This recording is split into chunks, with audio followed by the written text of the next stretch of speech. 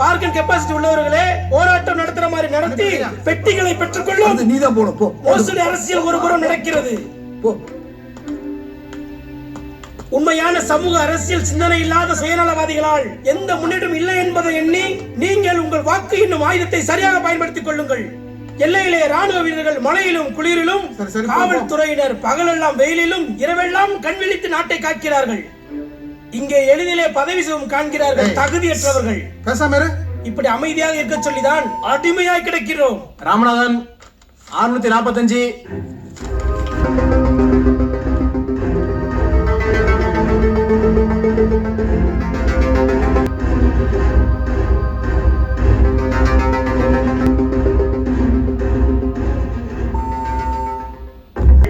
தமிழ்நாடு சட்டசபை தேர்தலுக்கான வாக்கு எண்ணிக்கை தொடங்கியுள்ளது.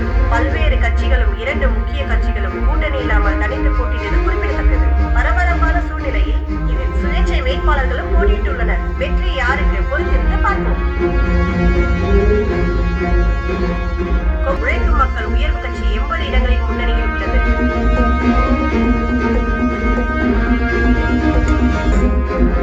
திருநெல்வேலி சட்டமன்ற தொகுதியில் சுயேட்சை வேட்பாளர் திரு நிலையப்பன் அவர்கள் 10,000 வாக்கு.